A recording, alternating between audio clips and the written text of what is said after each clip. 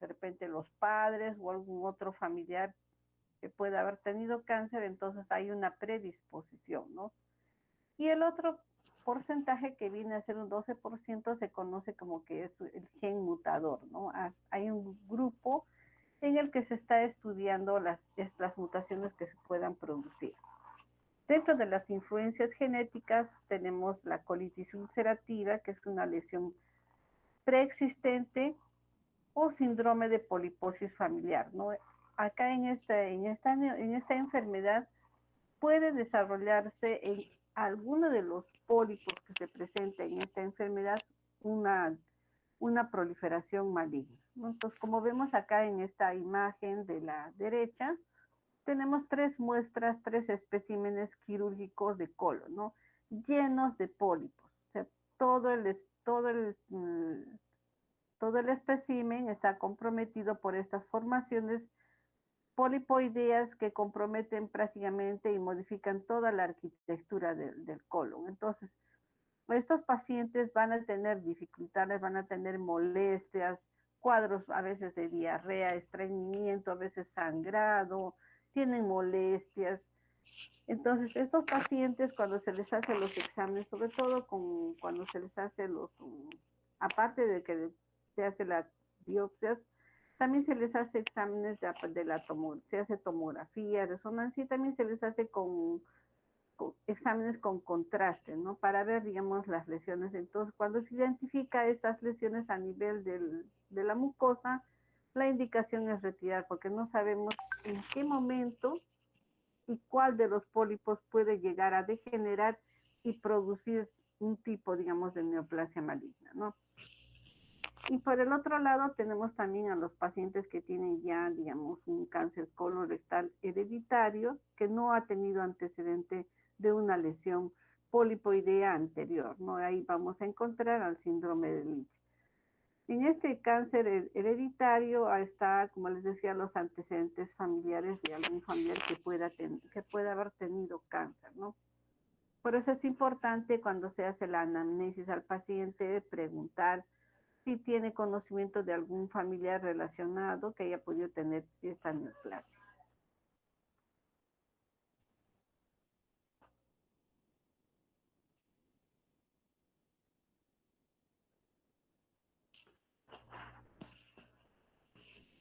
Dentro de los factores de riesgo vemos que hay una incidencia que está más o menos en personas mayores, ¿no? Entre los 60 a 70 años, y un menor porcentaje vamos a tener en pacientes menores de 50 años. Ahora, ¿cuáles son las lesiones precursoras más importantes? Se consideran a los adenomas. ¿Y qué vienen a ser los adenomas? Vienen a ser pequeñas elevaciones de la mucosa en forma de un arbolito, ¿no? Como lo que estamos viendo acá. Acá en esta imagen estamos viendo una elevación de la mucosa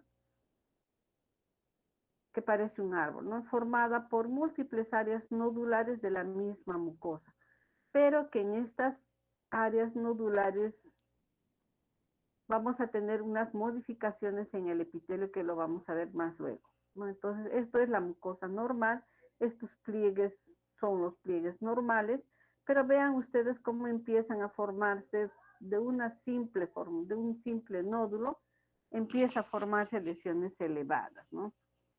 Doutora, ¿Sí? perdão, então um adenoma é uma elevação da mucosa?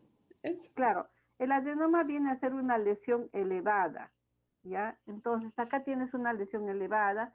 Algunas veces son sésiles, o sea, de la misma mucosa, aparecen ahí bien planitas, u otras veces tienen un tallo, como un arbolito como esto. Entonces, los adenomas pueden ser sésiles o pueden ser pediculados. Acá tenemos una lesión pediculada, pero que estamos viendo que tiene áreas nodulares, ¿no? Entonces, esto es un adenoma.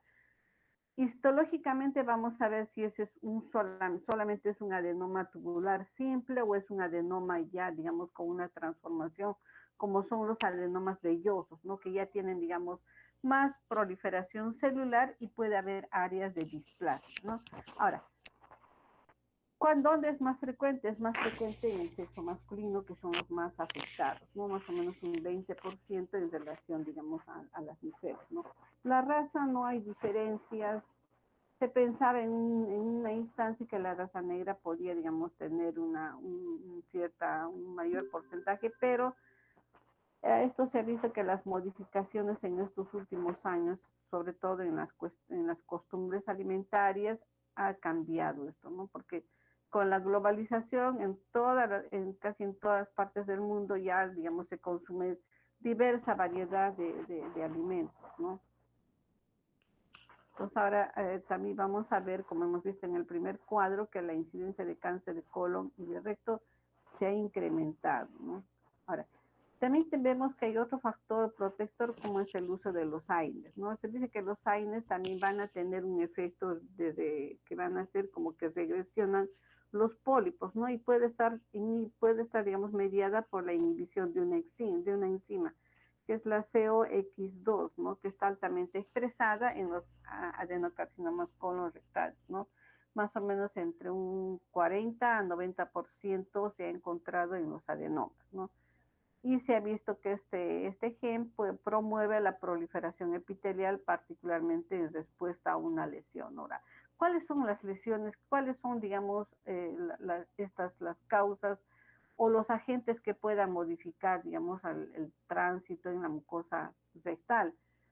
Sabemos que en la dieta tiene que haber un cierto porcentaje de fibra, ¿no? Entonces, como las personas a veces no tienen, digamos, la costumbre de ingerir una dieta que sea rica en fibra y se consume más harinas o ácidos o grasas, esto influye, digamos, para que el bolo fecal sea más denso, más duro y el transcurrir a través del tránsito intestinal se haga más lento. Entonces, al hacerse más lento, la mucosa colónica también va a hacer mayor esfuerzo para poder, digamos, tratar de eliminar esos restos fecales. Entonces, se dice que este tiempo de permanencia mayor en la mucosa colónica va a irritar el epitelio y ahí puede empezar, digamos, a producirse una hiperplasia de la mucosa, del epitelio de la mucosa colónica, ¿no? Y esto causar irritaciones, proliferación, hiperplasia de las células que posteriormente se pueden transformar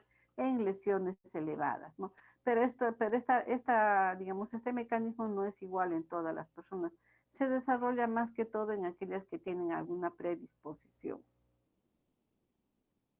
Por eso es importante la alimentación, ¿no? Y acá tenemos un recuerdo de la anatomía del colon. Como sabemos, el colon, digamos, se inicia a nivel del ciego, a nivel de la unión del intestino delgado. El ciego es la primera porción. Acá tenemos la válvula ileocecal, tenemos el colon ascendente, el ángulo hepático, el colon transverso, el ángulo esplénico, colon descendente, recto sigmoides y el recto, ¿no? Que viene a ser la última porción. Entonces, ¿dónde son más frecuentes las lesiones? Ahora lo vamos a ver, ¿no? Ahora, ¿qué longitud tiene el colon? El colon más o menos llega a medir hasta 1.5 metros de longitud y se va a dividirse más o menos como lo que hemos visto, ¿no? Ciego, colon ascendente, transverso, descendente. Ahora, alguna literatura también lo divide, ¿no? Colon derecho, colon izquierdo, para, digamos, diferenciar las lesiones que se puedan producir en estos lugares, ¿no? Entonces, el recto más o menos llega a medir entre 8 a 15 centímetros distales, está fuera, es extraperitoneal y se encuentra dentro de la pelvis, no iba a terminar en el ano. Ahora, la pared del intestino se compone de 4 capas, como sabemos, la mucosa, la submucosa, la capa muscular y la serosa, ¿no? Entonces, en la capa mucosa lo que vamos a encontrar es un epitelio cilíndrico con abundantes células calciformes, como las que estamos viendo acá. Estos espacios claros vienen a ser las células calciformes. Y el resto tenemos un epitelio cilíndrico, ¿no? Como vemos acá, los pliegues son amplios, con abundantes células calciformes que van a producir gran cantidad de moco digamos, para que puedan permitir el tránsito intestinal. Acá, a mayor aumento, vemos el epitelio mucosecretor, la lámina propia que está debajo del epitelio, puede haber Acá tenemos los vasitos y componente inflamatorio. Asimismo, vamos a ver que al igual que en el intestino delgado, tenemos las glándulas de Lieberkühn. Estas vienen a ser las criptas, los hoyitos. Tenemos acá la muscularis mucosae. Luego vemos ya la capa muscular propia, ¿no? Como lo que estamos viendo acá, y la serosa. Acá, mayor aumento, vemos este epitelio con abundantes células caliciformes que han de producir el moco, ¿verdad?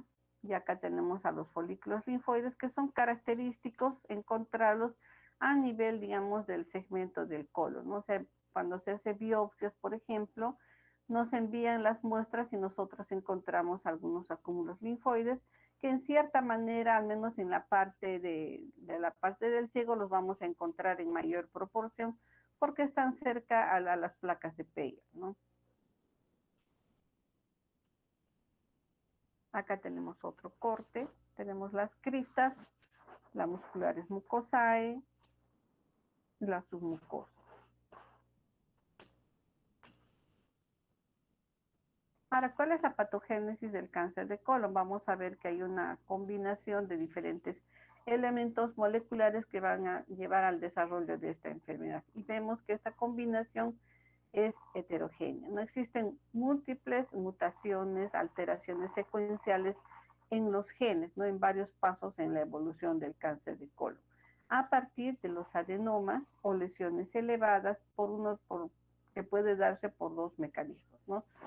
Tenemos las mutaciones que se dan en la primera vía, y en el segundo lugar tenemos la inestabilidad de los microsatélites. Ambas vías nos van a llevar al desarrollo del cáncer. En los microsatélites lo que se sabe es que hay una secuencia en el ADN que se modifica, ¿no? Entonces, esto es lo que llamamos la inestabilidad de los microsatélites. Acá tenemos la mucosa del colon normal. Esta es la conformación normal que nosotros tenemos que tener en cuenta para poder, digamos, diferenciar cuando estamos frente a una lesión, ¿no? Acá mucosa en riesgo, ¿no? Acá tenemos ya que empiezan a desarrollarse y a proliferar el epitelio. Como les decía, esta es la mucosa normal. Acá tenemos algunos pliegues que empiezan a proliferar ya con el incremento de la celularidad, y ya, digamos, el epitelio no es de una sola, digamos, longitud, y, digamos, ya no tiene ese tamaño estándar, ¿no? Empieza a haber ya irregularidades, empiezan a haber proliferaciones digitiformes que son más amplias y más irregulares, ¿no? Al igual que las glándulas que las vemos acá a nivel, digamos, de la lámina propia. Entonces, vean ustedes la modificación de la arquitectura. No se nota, es fácilmente poderle distinguir esta modificación en la conformación desde el epitelio de la mucosa, ¿no? Pues esto va creciendo, cada vez va habiendo mayor proliferación, mayor hiperplasia, mayor formación de glándulas, hasta que llega a formarse esta lesión elevada. Esto es lo que llamamos los adenomas, ¿no? Ahora, puede que, digamos, el paciente a este nivel aparezca como una formación nodular, ¿no? Entonces, los gastroenterólogos, cuando hacen una colonoscopia, observan, ven los pliegues de la mucosa normal, y cuando observan una elevación les llama la atención y toman biopsia. Al inicio pueden ser de repente pólipos hiperplásicos, como lo que estamos viendo acá, solamente una elevación que no tiene mayor atipicidad, pero en otras ya se observa prácticamente la lesión elevada con su tallo, y se observa este epitelio, ¿no? Entonces acá se tiene que medir qué tamaño es, si son milímetros o ya llegan a medir centímetros, ¿no? El tamaño también nos está indicando la gravedad y el tiempo que pueda tener esta lesión, ¿no? ¿Por qué es importante reconocer esto? ¿Por qué transcurrir, este desarrollo de estas lesiones? Porque estas pueden desencadenar, vean ustedes cómo es que ese epitelio no solamente va a dar los adenomas, sino puede dar, digamos, mutaciones, cambios que se van a dar a nivel de la mucosa, con la proliferación de glándulas atípicas, que es lo que van a crecer hacia la parte, digamos, profunda, comprometiendo la submucosa y la capa muscular, incluso saliendo fuera de la pared del colon, ¿no? Entonces, las lesiones y los cánceres que se producen a nivel del colon no solamente, digamos, se inician con una lesión elevada, ¿no?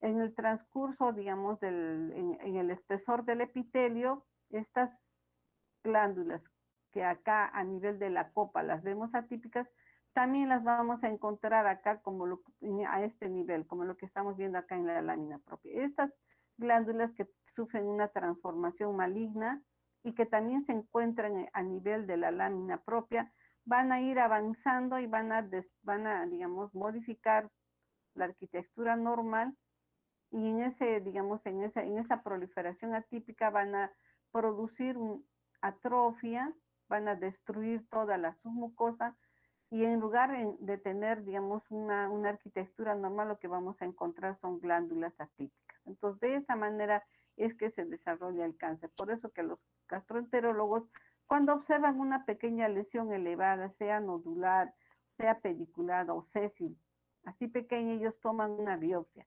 porque saben que la lesión puede ser pequeña, pero hay que ver cómo es, digamos, la conformación de las glándulas. Si tenemos un epitelio hiperplásico o ya tenemos, digamos, un epitelio con displasia, ¿no? Entonces, ustedes saben que el transcurrir de lo que pasa de una hiperplasia a una displasia, el camino es digamos, el transcurrir normal, ¿no? Tenemos una metaplasia, una displasia y luego el carcinoma in situ. Acá también vamos a ver igual, ¿no? Va a haber glándulas atípicas que van a ir proliferando y comprometiendo toda la arquitectura. Va a haber una modificación de la arquitectura, un cambio, ¿no? Entonces, si tenemos una lesión elevada por acá y acá tenemos otra lesión satélite, lo que se hace generalmente es revisar todo el segmento del colon, si están, digamos, haciendo una colonoscopia, y ubicar cuántas lesiones son, y según eso más o menos se hace la descripción en el informe, tales que los cirujanos oncólogos saben desde dónde van a hacer la resección, ¿no? Para tratar, digamos, de retirar toda la pieza con las lesiones que puedan estar causando alteraciones. Obviamente que cuando ya tenemos una lesión, un cáncer de colon con esta modificación de la arquitectura, con esta lesión proliferativa, ya digamos la proporción que se saca, digamos, está a una cantidad de centímetros de la lesión inicial, ¿no? Y posteriormente, después de que se hace la resección, a los meses también se vuelven a hacer otros procedimientos, otras colonoscopías, para buscar de repente algún crecimiento de nuevo de la lesión. Entonces, en este desarrollo del cáncer, ustedes van a ver cómo es que se modifican, digamos, la maduración, la regeneración del epitelio que hay en el colon, ¿no? Porque más o menos el epitelio en un transcurso de unos 21 días se va, digamos, modificando desde lo que están, digamos, de la parte de la base del inicio, donde están las de reserva, hasta que, digamos, todo el epitelio va cambiando, ¿no? Entonces, como es un epitelio que constantemente está, digamos, regenerando, está cambiando, entonces esto es lo normal, ¿no? Ver que la conformación de los pliegues sean del mismo tamaño y tengan todas las células, estén, digamos, alineadas, los núcleos mantengan su polaridad, no haya, digamos, crecimientos desordenados, se respete la mucosa y no encontremos glándulas atípicas en la lámina propia, ¿no? Asimismo, también vamos a ver que a esto pueden desarrollarse no solamente por alteración de los oncogenes, sino pueden haber, digamos, otros factores predisponentes, ¿no? Como algunas lesiones, por ejemplo, que se producen a nivel del colon, sobre todo aquellos cuadros inflamatorios crónicos que en algún momento también pueden degenerar en un cáncer, ¿no?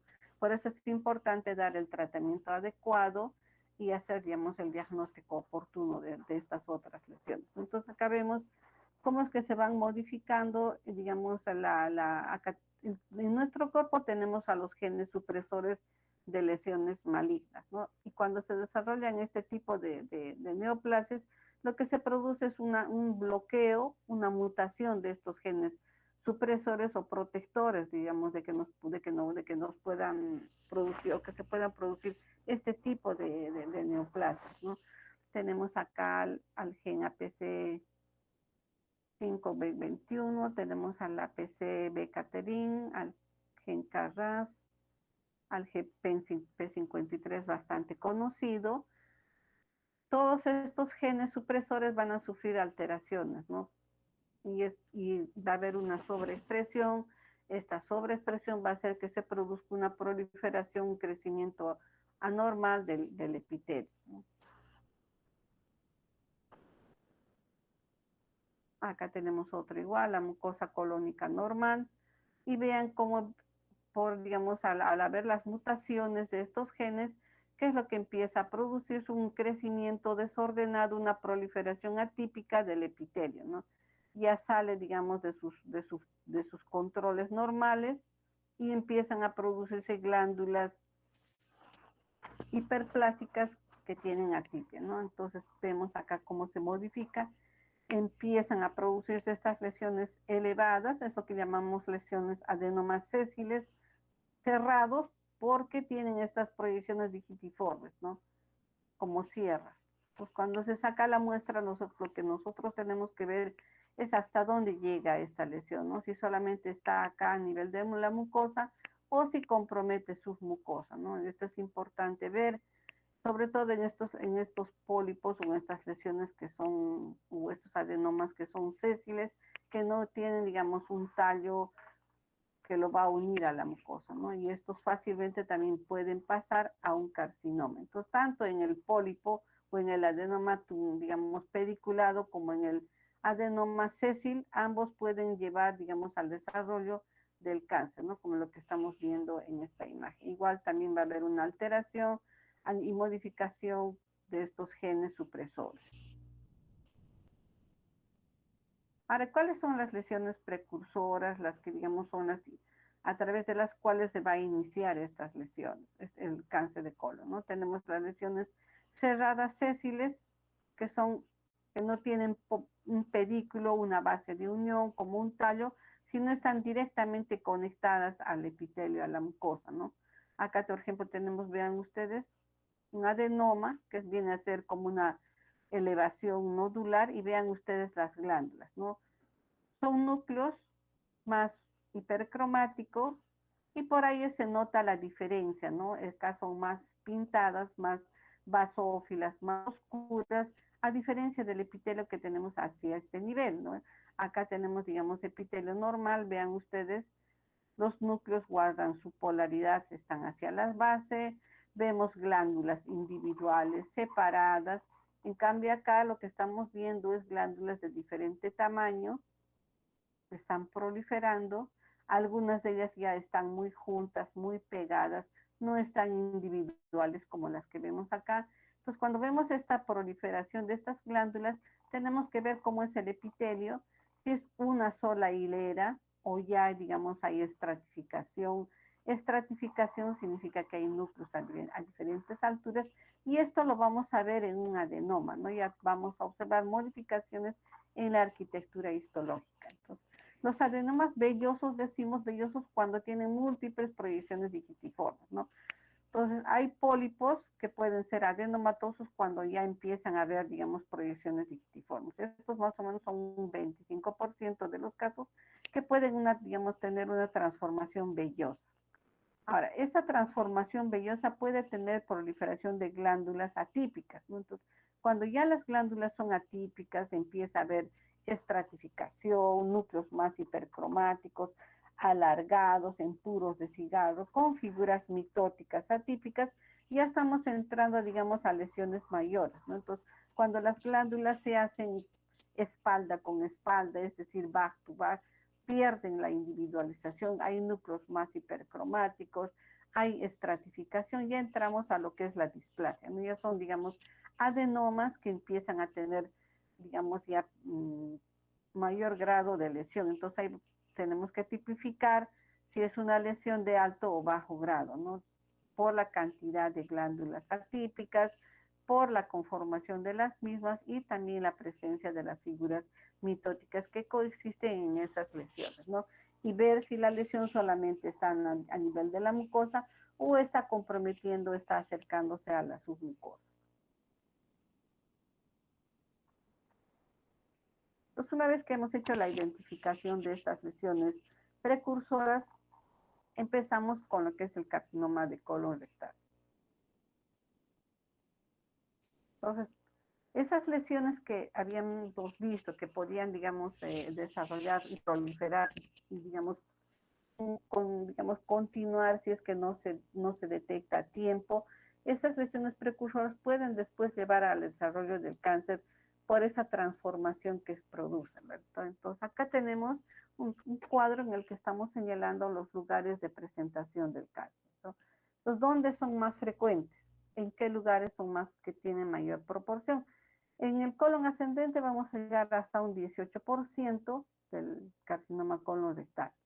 A nivel del transverso tenemos un 9%. A nivel del colon descendente tenemos un 5%. ¿Y dónde es donde vamos a encontrar a mayor proporción? A nivel del sigmoides, ¿no? Que llega más o menos a un 25% de la presentación. Y el recto tenemos en un 43%. Entonces acá tenemos la proporción, mayor proporción a nivel del recto, le sigue el sigmoides, luego tenemos el colon ascendente, luego tenemos el transverso y el descendente. Acá tenemos otro, vean ustedes cómo es que se, digamos, a cada lado, sea en el colon derecho o en el colon izquierdo, las neoplasias van a tener características distintivas, ¿no?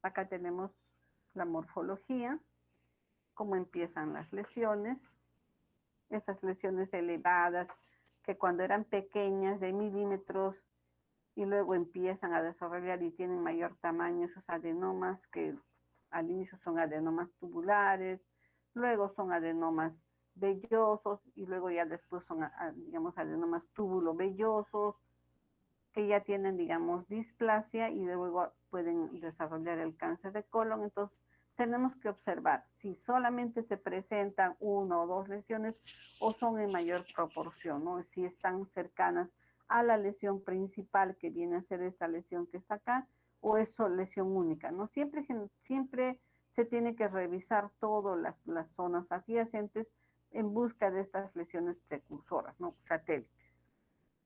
Entonces, en el colon proximal, que está después del ciego, las lesiones generalmente son polipoides, elevadas, exofíticas, porque son como, digamos, como la presentación como un honguito, y, digamos, van a estar, digamos, se extienden a lo largo de la pared del colon ascendente, colon proximal, y pueden incluso comprometer el ciego, ¿no? Digamos, el ciego que viene a ser la porción, la primera porción del colon, ¿no? Acá tenemos en esta imagen un carcinoma del ciego, una lesión elevada, ulcerada, con áreas de necrosis, es una lesión amplia. Como vemos acá, sobresale, ¿no? Sobre una lesión que sobresale, una lesión elevada o exofítica porque está por fuera, forma como una roseta que crece. Acá estamos viéndolo en la imagen endoscópica, una lesión elevada, exofítica, de aspecto polipoide, porque algunos tienen el tallo y en otras ya, digamos, no se observa, ¿no? Ya la masa crece y ya se hace irregular.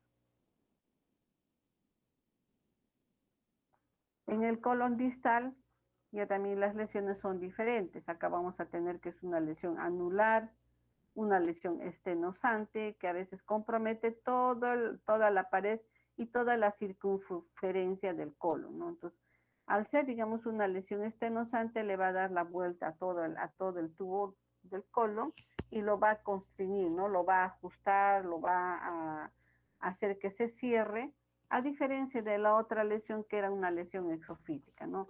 Acá tenemos una lesión que es en forma de anillo, por eso se dice que es una lesión anular y que compromete todo, digamos, todo el diámetro del tubo, ¿no? Acá tenemos, vean, una vez que nos envían las piezas, nosotros lo que hacemos es abrir, retirar el meso y abrir el colon, ¿no? Respetando la zona donde se halla la lesión.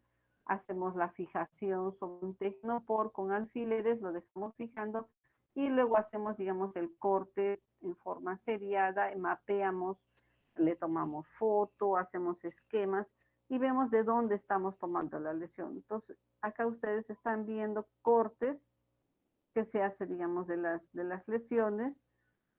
Vean ustedes acá toda la lesión que ha tomado toda la pared, le da la vuelta, estenosa, lo cierra, y esto es, digamos, lo que va a producir los cuadros obstructivos, ¿no? Macroscópicamente, ¿cómo vamos a ver? Acá tenemos a la lesión polipoide, exofítica o nodular elevada. Vean ustedes, es como, digamos, una masa de nódulos que sobresale. Acá tienen los pliegues aparentemente conservados y acá tenemos a la tumoración, a la proliferación, a esta masa proliferativa elevada, exofítica y de un aspecto polipoide, ¿no? Estos son más comunes a nivel del ciego y se dice que muy pocas veces causan obstrucción, ¿no? Porque no está comprometida toda la luz, sino, digamos, una parte de la mucosa y hay pasaje, ¿no? Ahora, ¿dónde, digamos, cuando se produce la obstrucción? Es cuando la lesión es estenosante, como lo que se produce en el colon distal, ¿no? Ahora, estos tumores, cuando son a nivel del ciego, lo que vamos a observar es que hay un área de dilatación. Acá esta pared, este segmento va a estar dilatado por esta lesión proliferativa que estamos observando acá, ¿no? Lo que tenemos que ver es cómo está la mucosa antes de la lesión y cómo es la mucosa después de la lesión. Generalmente en las zonas superiores a la lesión vamos a ver que los pliegues también están un tanto aplanados, están más edematizados, a diferencia de las zonas que están después de la lesión, ¿no? Donde aparentemente los pliegues se hayan mejor conservados, como lo que estamos viendo acá. Ahora, hay lesiones también que son infiltrantes y ulcerosas, ¿no? O son elevadas, como lo que vemos acá, con bordes irregulares, y tenemos un área central ulcerada. Esta es otra forma de presentación. Entonces, una lesión elevada, ulcerada, excavada, y que también compromete, digamos, toda la pared del intestino, ¿no? En ambas lesiones tenemos que, digamos, hacer el corte. Finalmente se hace un corte en cruz, se tiene un corte longitudinal y los cortes laterales, ¿no? Entonces, en el corte longitudinal, como en los laterales, vemos hasta dónde está comprometiendo el tumor. Si solamente compromete hasta capa muscular, si compromete serosa, si sobresale de la misma, o de repente ya tiene, digamos, pegado aparte de biplón hacia el tumor. Todas esas características tenemos que observar cuando llega la pieza. Como les decimos, lo que primero hacemos es retirar los ganglios, medimos obviamente, retiramos los ganglios, retiramos el epílogo, pintamos el tecido para poder delimitar los bordes, tanto los extremos distal próximos como el área de profundidad, ¿no? Para poder hasta dónde a comprometer, digamos, la neoplasia. Acá tenemos los tumores anulares, estos que están más hacia la parte distal, que son esterosantes, ¿no? Que construyen en forma de una niña. Y eso es lo que produce, digamos, imágenes en manzana, en corazón de manzana, cuando se hacen copias con radio, ¿no? Tenemos también a los tumores difusos, que muestran ya acá, estamos viendo un aplanamiento de la mucosa en forma difusa, y estos, digamos, comprometen no solamente a la mucosa, sino prácticamente todo el intestino. Acá, cuando se hace el corte, vemos que la pared está comprometida, está infiltrada por la neoplasia maligna, incluso hasta la serosa, ¿no?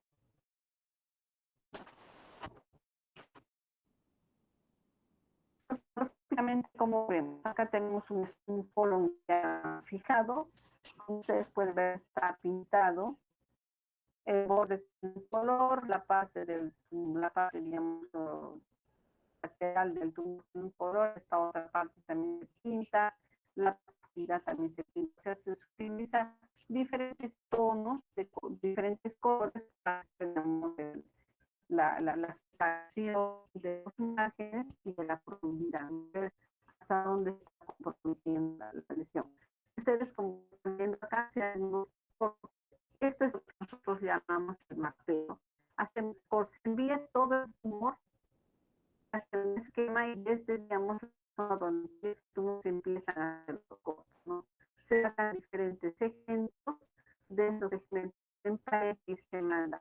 Entonces, cuando se estudia un cáncer, se manda toda desde donde empieza hasta el otro extremo. Estamos viendo en formas sobre tablita que cortamos todos los cortes, vamos viendo cómo es que el tumor va aumentando el tamaño hasta disminuir o hasta el otro extremo. De todos estos cortes seleccionamos los que tengan, digamos, se observa todo el tumor desde la parte de la mucosa hasta la profundidad y eso colocamos en esas cajitas de plástico que en algún momento les hemos mostrado y es donde la máquina procesadora ya sale el tumor procesado por la que es como nos llega para poder, digamos, hacer el estudio de la lesión y el informe y los protocolos que tienen, ¿no? Entonces tenemos el borde, está pintado, acá tenemos el tumor, ya que tenemos el intestino, la mucosa intestinal aparentemente normal. Entonces, como les decía, por encima del tumor puede encontrarse pliegues plana, piel esquematizado, más amplio, más dilatado, ¿no? En cambio, en la parte que está, ya digamos, en la parte normal, los pliegues están conservados. Siempre tratamos de cortar, digamos, tumor como cosa normal para ver la transformación del epitelio hacia la parte tumoral.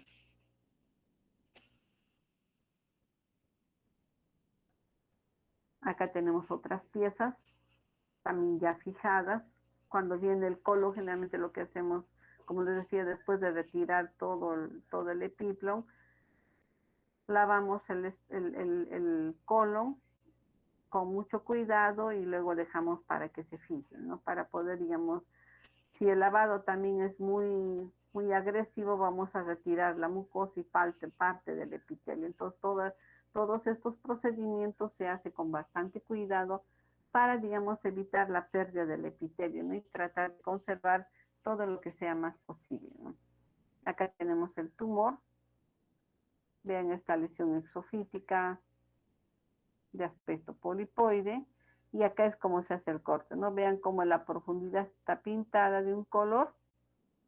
Acá tenemos todo el tumor desde la base hasta la parte superficial. Acá tenemos aparentemente mucosa todavía conservada.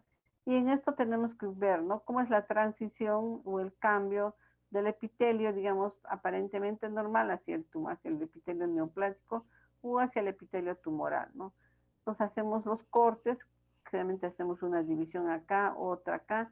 Esto cortamos como si estuviéramos cortando por líneas, más o menos cada pedacito, cada segmento, cada corte que va al cassette, no debe tener más de 2 centímetros. Entonces esto hacemos líneas más o menos de 2 centímetros.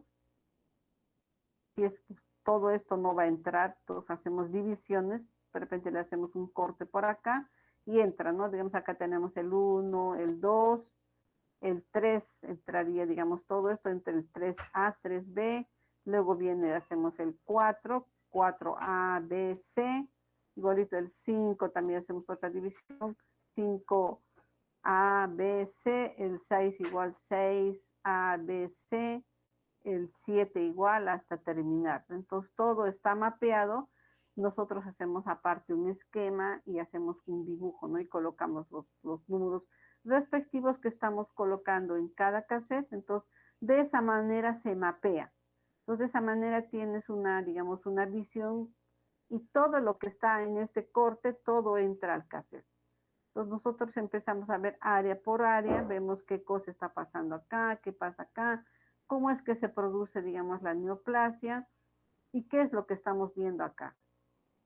Para cómo, si la mucosa está comprometida, ha comprometido la capa muscular, la serosa, todo esto lo vemos, por eso que se hace el pintado.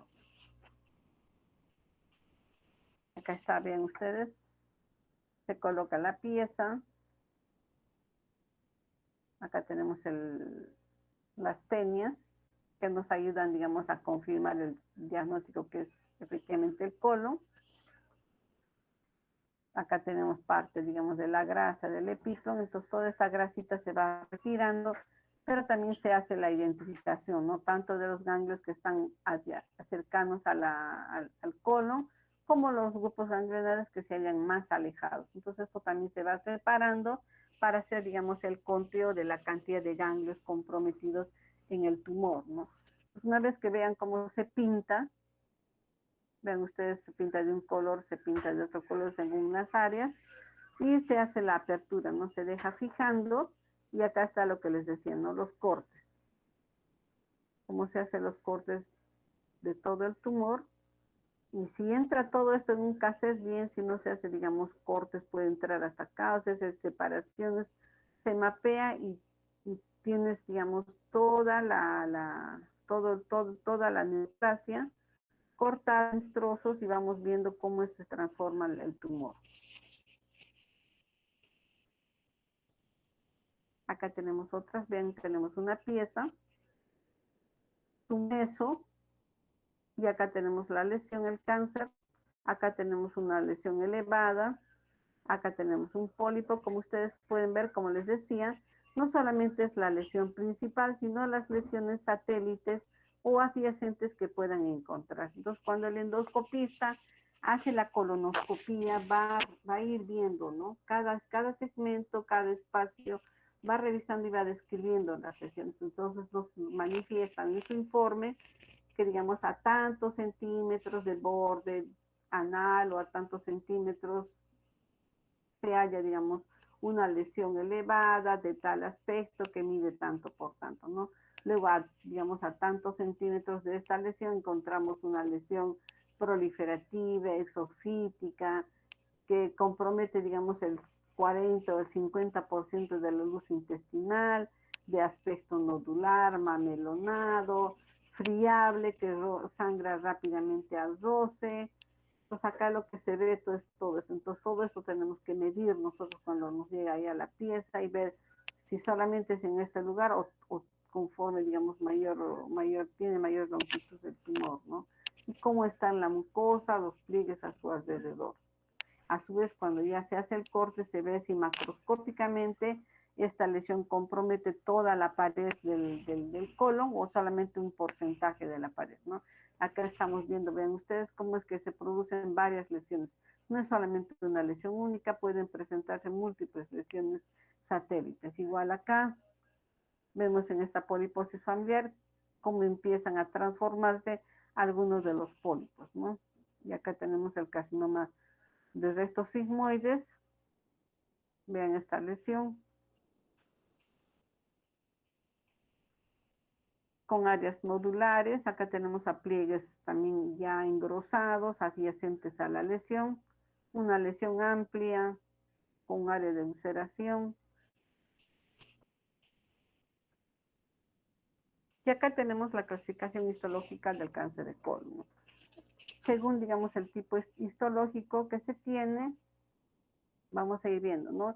El adenocarcinoma generalmente conforma el 95% de las neoplasias de colon, ¿no? Seguido por el adenocarcinoma mucinoso o coloide, luego tenemos el adenocarcinoma cerrado, luego tenemos el carcinoma de células en anillo, ¿no? De sello, que tiene más o menos la misma arquitectura que el adenocarcinoma o el carcinoma de células en anillo que habíamos visto en el estómago. Acá en colon también tenemos carcinoma de células en anillo de sello, ¿no? Le sigue el carcinoma medular, el adenoescamoso, el carcinoma de células escamosas, y luego tenemos el carcinoma neuroendocrino o de células pequeñas, ¿no?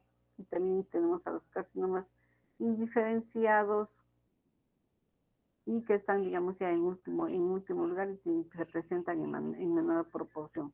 Otras neoplasias que se pueden desarrollar a nivel del colon, tenemos el coliocarcinoma, el carcinoma de células claras, el carcinoma microgranular de células Goblet-Cell, aquellos carcinomas que producen melanina, o también que pueden desarrollar melanoma, y tenemos los carcinomas de células fusiformes, ¿no? O mesenquimales.